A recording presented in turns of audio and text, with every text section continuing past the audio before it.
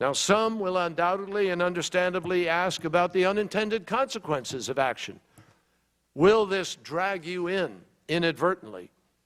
And they fear that a retaliation could lead to a larger conflict. Let me say again, unequivocally, bluntly, if Assad is arrogant enough and foolish enough to retaliate to the consequences of his own criminal activity, the United States and our allies have ample ways to make him regret that decision without going to war. Even Assad supporters, Russia and Iran, say publicly that the use of chemical weapons is unacceptable, and guess what? Even Iran and Syria itself acknowledge that these weapons were used. They just pretend that the other guys who don't even have the capacity to do it somehow did it. So some will question the extent of our responsibility to act here.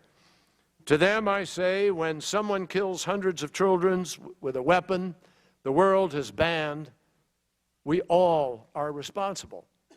That's true because of treaties like the Geneva Convention and the Chemical Weapons Convention, but it's also true because we share a common humanity and a common sense of decency.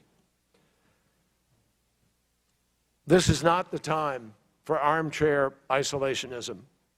This is not the time to be spectators to slaughter.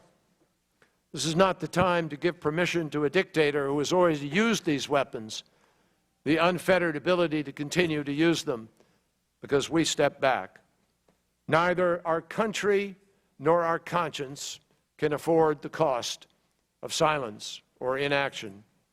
So we have spoken up. The President of the United States has made his decision. The President has decided we need to do this. But in keeping with our Constitution and the full measure of the hopes and articulated aspirations of our founding fathers, the President is coming to the Congress of the United States, a decision that the American people agree with, and asking the Congress to stand with him and with this administration, to stand up for our security, to protect our values, to lead the world with conviction that is clear. And that is why we're here, and we look forward to having a rigorous discussion with you in furtherance of that mission.